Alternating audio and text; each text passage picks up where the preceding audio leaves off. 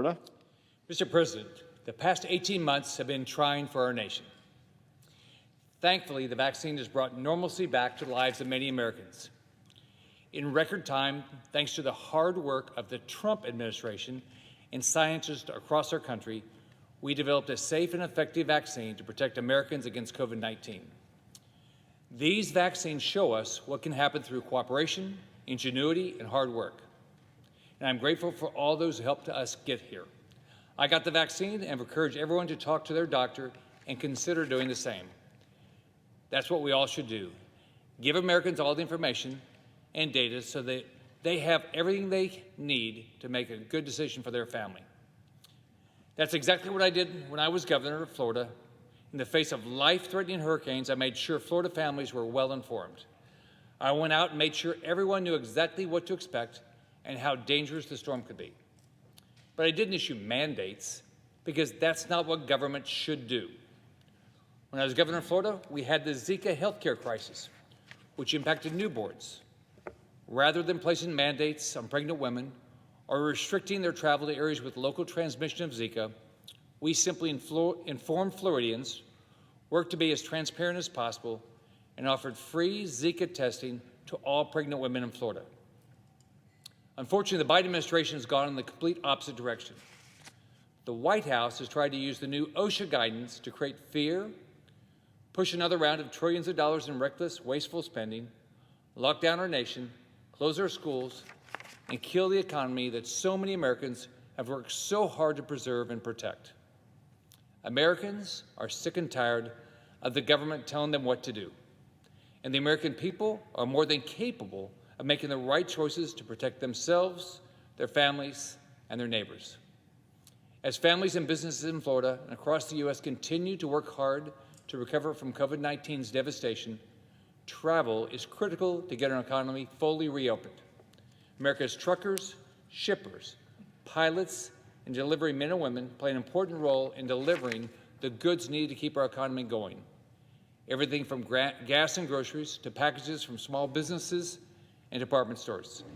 They help keep this country running. They also haven't had the luxury of working from home.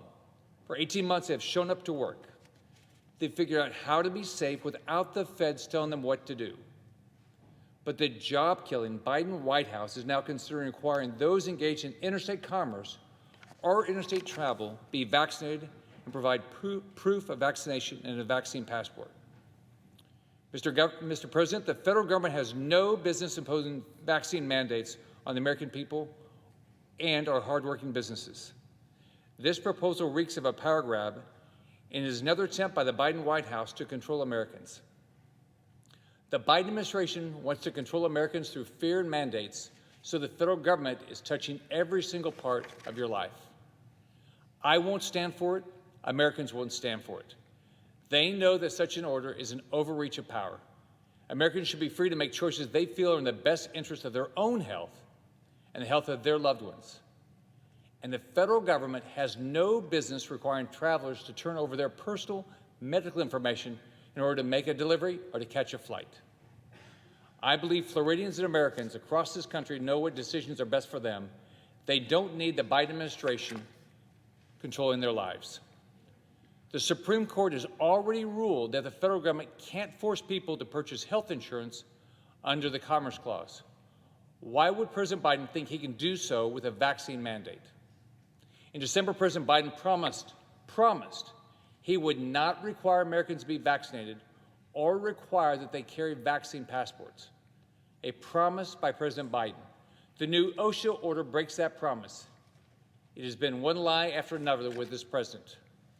Today, I'm introducing legislation which would prevent unconstitutional vaccine mandates for interstate commerce. I'm thankful for Senators Johnson, Lummis, Marshall, and Lee for co-sponsoring this legislation, and for Congressman Dan Crenshaw, who's introducing the companion bill in the House of Representatives. We are working to make sure that families across our country can travel freely and businesses can conduct interstate commerce without the ridiculous government bureaucracy created by vaccine passports. This bill would prohibit the Department of Transportation, the Department of Commerce, and other federal agencies from requiring proof of vaccination or the use of a vaccine passport to engage in interstate commerce or travel. It protects people like my dad, who used to drive a truck and will carry goods across state lines. It protects the rights of American citizens as laid out in our Constitution. President Biden is trying to upend our way of life and impose his view of health on every American. And I'm here to say that I won't stand for it. Now I'd like to yield to my friends from Senator Johnson and Senator Lee as they'll talk about this same bill. Mr. President, Senator from Wisconsin. I rise in support of Senator Scott's bill. I want to make a few different points. First of all, I don't believe this administration or people that support the mandates are really thinking the process through to how devastating these mandates are going to be on our economy. Well before the president even announced his unlawful regulatory initiative, I was hearing from truck drivers, I was hearing from nurses and doctors who've already had COVID, who have natural immunity, who are looking at, for example, the VAERS reports, are looking at some of the data and science saying that natural immunity is 13 to 27 times more effective than the vaccine. And they had chosen not to get it. Senator Scott indicated President Biden promised the American public he wouldn't mandate this. He said, I don't think it should be mandatory. I wouldn't demand it be mandatory. His press secretary, Jen Psaki, said, it is not the federal government's role. I agree.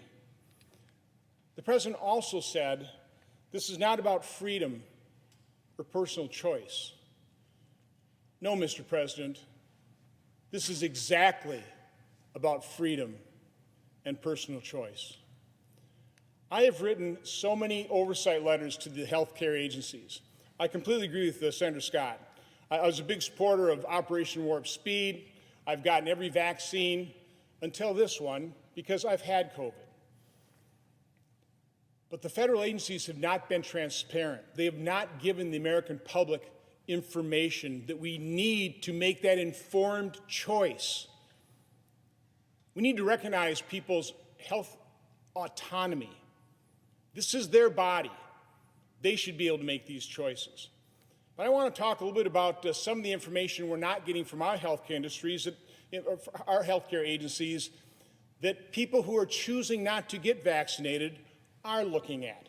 And it's not disinformation. This is real information. It's just being withheld from the public by our healthcare agencies, by the media, and the social media. The first thing I want to show is a chart I put together. Again, this is real data. This comes from the CDC in terms of the number of new cases per day, as well as the number of deaths per day. The deaths are down here in a very thin red line. But you can see by this chart that in terms of the surge of the initial Alpha variant of COVID, pretty well peaked late December, early January. The vaccines got the emergency use authorization about mid-December. The orange line shows the percent of Americans vaccinated, fully vaccinated. And you can see the initial surge, the initial pandemic was winding down before the vaccines even could take effect.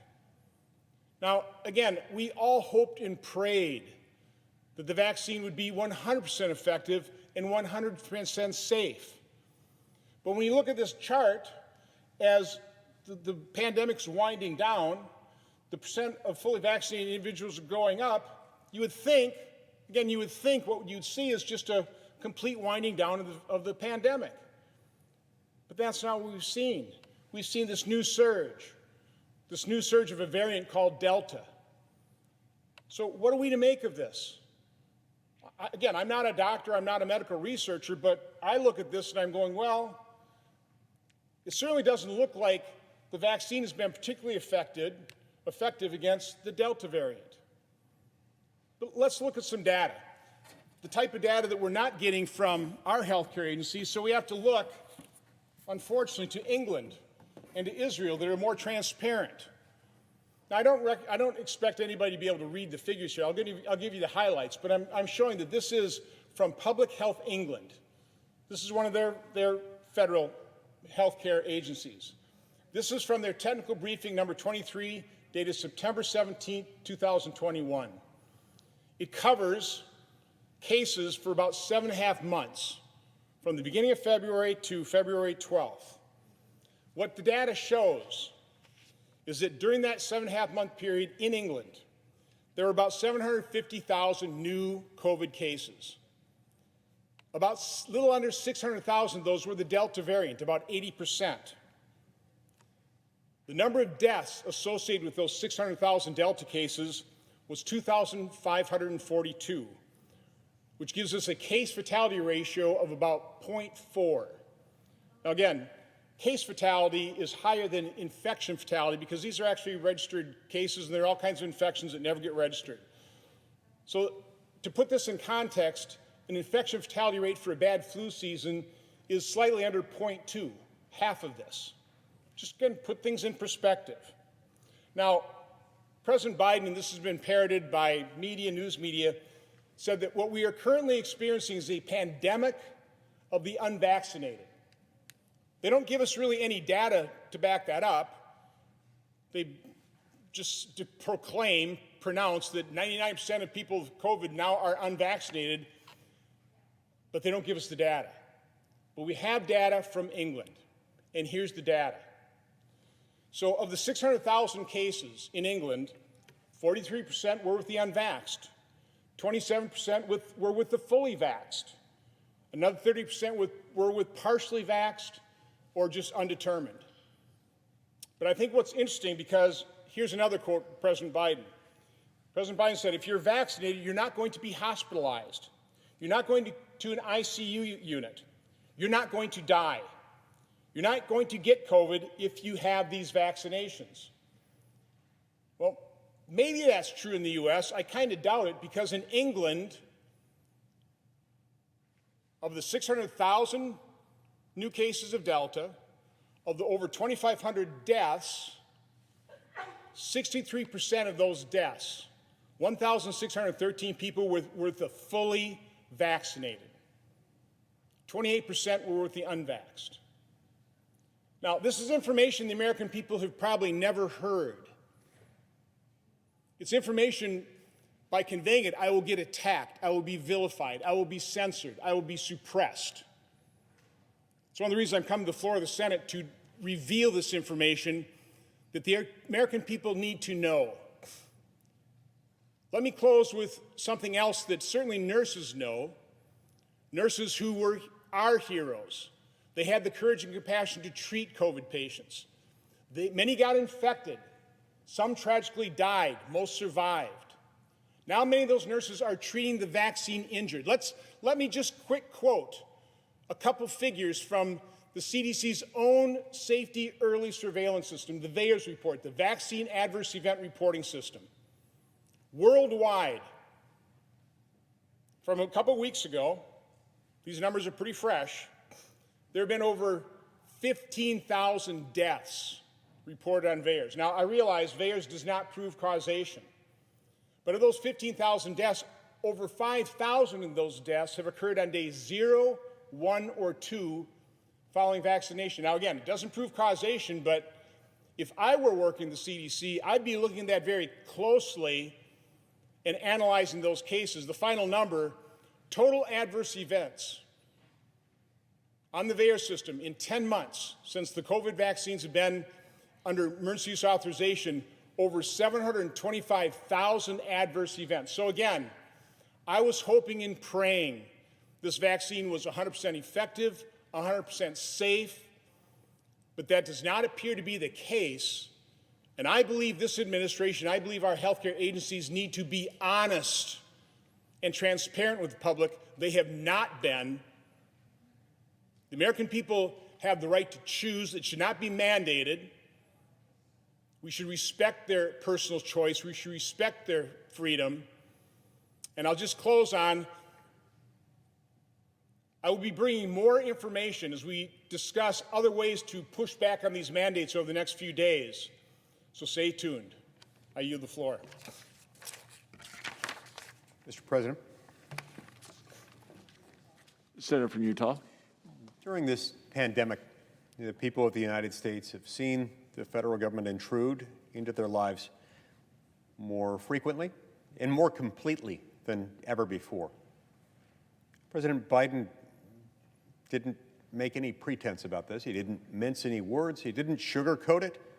He didn't even try to hide behind any veneer when he spoke to the American people. He said, quote, "Our patience is wearing thin," close quote. This 5-word expose of the president's thinking is deeply troubling. It's not the kind of sentiment you ever want expressed within a free republic, not from the chief executive. To say our patience is wearing thin, that might be something that you say of a foreign adversary. It might be something you say of a subordinate within government, someone who reports up to the president. It's not something you say of the people who in our system collectively are the sovereign. It's only by the consent of the governed that our government has its legitimacy, and to denigrate the American people that way, it's not consistent with who we are. It's not consistent with our form of government. So I find that 5-word admission of how he views the American people worrying in its own right. But I find it nothing short of horrifying that he, as if acting as some sort of omnipresent nanny state disciplinarian executive, he's now set to plunge even more deeply into the everyday lives of the American people. We're here today to remove one of the options from the unconstitutional buffet of strong-arm executive tactics used by President Biden in connection with COVID-19. Requiring proof of vaccination for interstate travel would create millions of second-class Americans, and it would make all Americans subject to a form of government and a type of power to which we are not accustomed, and that's really ill-suited for our constitutional structure. The Constitution itself protects Americans from this type of action. The Privileges and Immunities Clause of the 14th Amendment grants Americans the right to freely travel between the states. There's no precedent for the federal government requiring anything like vaccination before traveling domestically. There's no precedent because there's no legitimate federal power in this area to begin with. It's important to remember that the federal government doesn't have what we call general police powers. These are the basic powers of government that are there to protect life, liberty, and property and to focus on things like health, safety, and welfare. You see, state governments retain this general police power. Remember that James Madison in Federalist 45 described the powers given to Congress as few and defined, and those reserved to the states as numerous and indefinite. The Founding Fathers understood what general police powers were. They deliberately, consciously, intentionally, and with very good reason did not give those powers to the federal government. And so as a result, the federal government doesn't possess, under the Constitution, the ability to pass laws or regulations of this sort. No, in our system of government, our national government, this federal government, has to pass only those laws that are within these powers that are few and defined, those enumerated in the Constitution. The President of the United States, under our Constitution, does not, moreover, have any kind of unilateral lawmaking authority whatsoever. So this power is not federal in the first place. And even if it were a proper federal power, which it is not, it's a legislative power that he's trying to wield here. Only we can give him that. Only we could enact legislation. Article 1, Section 7 makes very clear if you're going to change the legal status quo, if you're going to establish policy at the federal level that will carry the force of generally applicable federal law, you've got to be acting within one of Congress's enumerated powers. But more importantly here, under Article 1, Section 7, you've got to have passage in the House, you've got to have passage in the Senate of the same legislative vehicle, followed by presentment to the President of the United States. That formula hasn't been followed here. We have no federal law on this as a result of that. You know, we thankfully got rid of a king back in 1776. We have never gone back to that. We haven't ever looked back and longed for the Union Jack. We shouldn't be anxious to convert the presidency into a type of monarchy, even if it's a mini monarchy. Beyond the constitutional problems, requiring vaccine passports for domestic travel within the United States would place a huge burden on not only the American people, but also on airlines and on other businesses that are already hard hit by the pandemic. Multiple major airlines have already expressed their concerns with a vaccine passport mandate. Look, the last thing the American people need is more mandates and restrictions, preventing them from making their own reasonable decisions. Americans deserve to be able to make a living and to be able to engage in interstate commerce and to travel interstate without mandates, making them choose between providing for their families and undergoing a medical procedure against their will. Mr. President, I ask unanimous consent for permission to complete my remarks. Is there objection? Without objection. That is why I'm fighting President Biden's existing mandate and fighting against future intrusions by the executive branch into the lives of Americans. The bill offered by my friend and colleague, the senator from Florida, would ensure that federal agencies cannot attempt to impose vaccine requirements for interstate travel or commerce. I'm proud to be here in support of this bill. I'm proud to defend Americans and their constitutional rights. I hope we can protect millions of our fellow citizens and the American way of life by passing this bill. Senator from Florida. I ask that I, Senator Cantwell, and Senator Cortez Masto be allowed to complete our remarks before the vote. Is there objection? Without objection. Mr. President, under no circumstances should the federal government attempt to mandate these vaccines and require proof of vaccination in order to conduct business. Small business owners who are trying to restart their businesses, families trying to take vacations, and truckers who are getting back to work shouldn't have to choose between living their lives and meeting President Biden's demands. As if in legislative session, I ask unanimous consent that the Senate proceed to the immediate consideration of Senate 2895, introduced early today. I ask unanimous consent that the bill be considered read a third time and passed, that the motion to reconsider be considered made and laid upon the table. Objection? Reserving the right to object. The senator from Washington. Mr. President, Senator Scott's bill would prohibit the Department of Transportation, Amtrak, the Transportation Security Administration, or other agencies from requiring passengers in interstate transportation to show proof of COVID-19 vaccine in order to travel. Now, I appreciate my colleagues, all of whom I serve with on the Commerce Committee. I know that they know well. We've had a lot of discussion about the impacts of COVID-19 on our transportation sector. They know very well that we've had to spend a lot of resources keeping our transportation sector moving. Why? Because we have to move goods and services and products, and during COVID-19, we had to move essential workers and we had to move product. So there's no doubt that our transportation system needs to have keen oversight as it relates to moving in even a pandemic. And so that's what we did. So I'm proud of the work that we did, but it's not lost on anybody that COVID-19, the deadliest pandemic in U.S. history, as of September 28th, there have already been 700,000 COVID-19 related deaths in the United States and over 43 million infections. In my state, 7,586 deaths and 652,000 cases.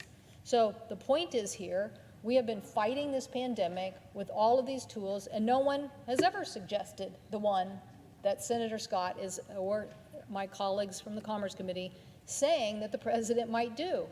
That's not what he has suggested.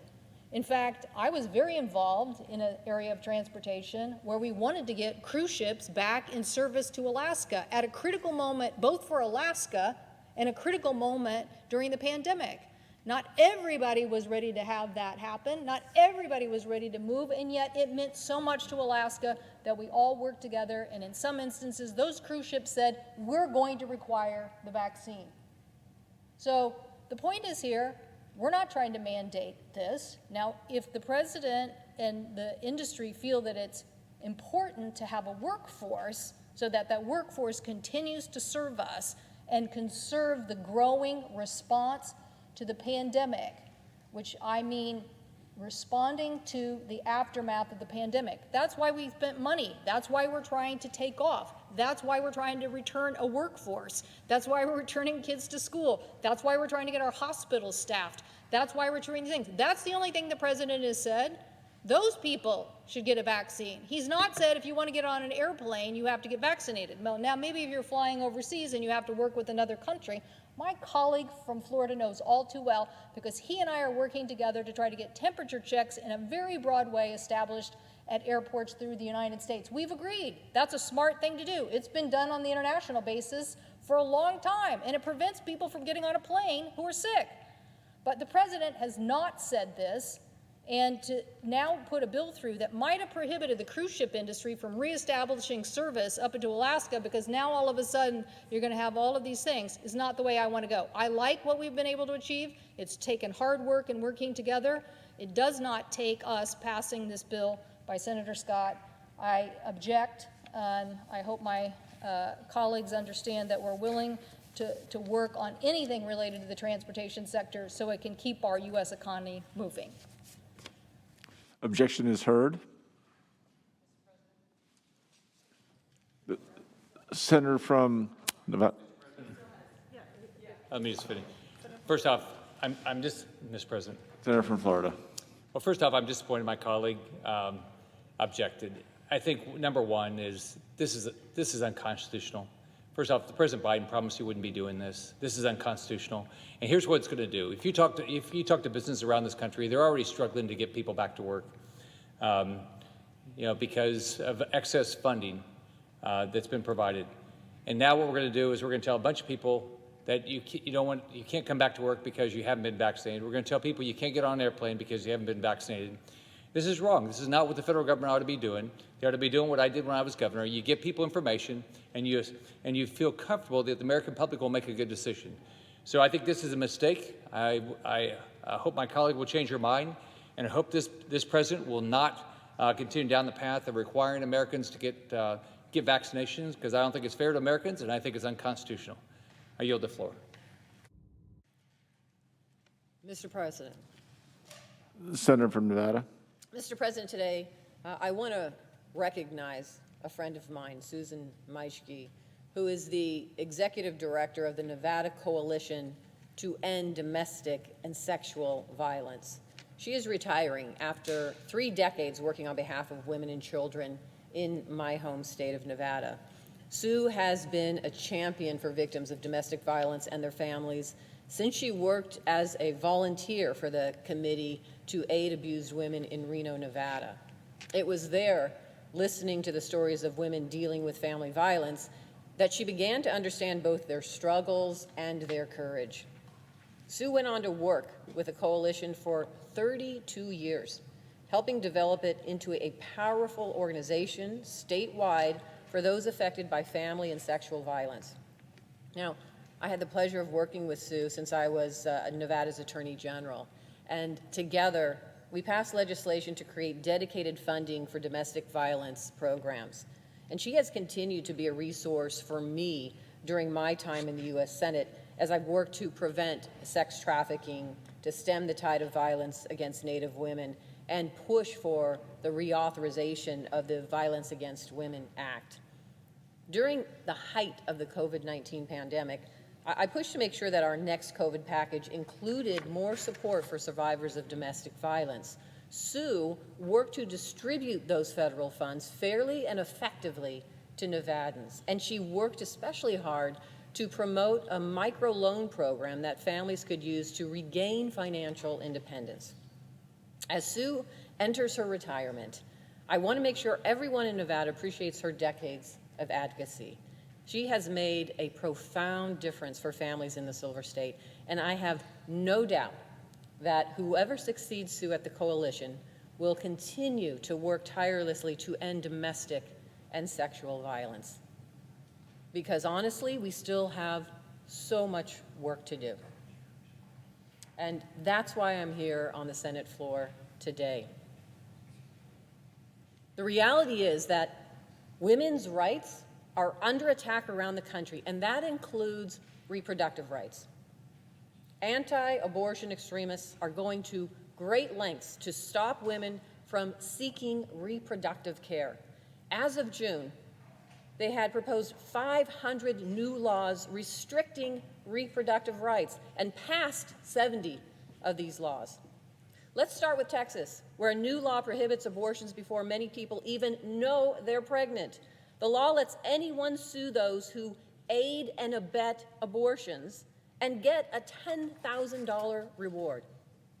It has the potential to create a whole industry of vigilantes prying into their neighbors' lives, all to stop women from being able to access reproductive health care.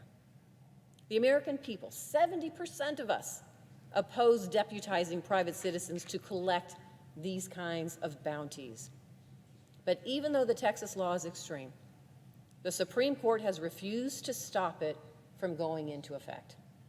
That means right now, 7 million women of reproductive age in Texas have been deprived of a key constitutional right, a right that they have had for 50 years. Clinics in Oklahoma City, Oklahoma, Little Rock, Arkansas, have seen the number of Texas women seeking abortions jump tenfold in a matter of days. But it's not just Texas where the right to medical care is threatened. Dangerous abortion bans have been signed into law in Mississippi, Arizona, and Georgia, among others. And all of this is happening because anti-abortion extremists have been working for decades to limit women's choices. Let's be very clear. They are on the brink of success. On December 1st, the Supreme Court is set to hear oral arguments in a case called Dobbs versus Jackson Women's Health, which deals with an abortion ban in Mississippi. This case was specifically chosen by anti-choice activists to help strike down Roe versus Wade. And sadly, the court has given every signal that it is willing to do those activists' bidding by overturning Roe versus Wade and allowing these bans to take effect. That's why I and 47 of my Senate colleagues filed a friend of the court brief last week calling on the Supreme Court to stick to the settled precedent of Roe and strike down the Mississippi law. But if the Supreme Court doesn't abide by 50 years of its own rulings, well, there are 19 states where abortion would be illegal the day after a Supreme Court ruling overturning Roe versus Wade, and others where abortion bans would likely follow. All in all, nearly half of women nationwide will see the nearest clinic close. The average distance to the nearest clinic for those seeking reproductive care will jump from 25 to 279 miles. Anyone who has ever worked a minimum wage job knows that they don't have the luxury of traveling hundreds of miles for health care. Women's health care isn't optional. Nevadans know this. That's why we worked so hard in Nevada to protect the right to choose. In the 90s, we passed a ballot initiative to enshrine choice into law. And we've actually done away with the kind of restrictions on abortions that are popping up in state after state. But we are seeing in Texas and other states across the country threatens the future of Roe versus Wade everywhere. Let me be clear, it threatens the future of Roe versus Wade everywhere. And without Roe, there will be no federal protections in place, paving the way for anti-choice lawmakers to pass legislation to restrict reproductive rights anywhere in the country. And that's why it's so important for the Senate to pass the Women's Health Protection Act. This bill would outlaw bans and other medically unnecessary restrictions on abortion across the country. It would mean that states could not impose medically unnecessary ultrasounds, excessive waiting periods, and extreme burdens on healthcare providers intended to limit abortion access. In Nevada and across the country, the vast majority of voters believe that women should get to make their own decisions about their reproductive health, including when and whether to have a child. Now, we cannot let a dedicated minority take that right away from the rest of us. Let me just say, I am going to keep working on this issue because it is so important to Nevadans and to women all over this country. This is about making sure that women can control their own bodies and their futures, and I will always stand up for that. Thank you, Madam President, and I yield the floor.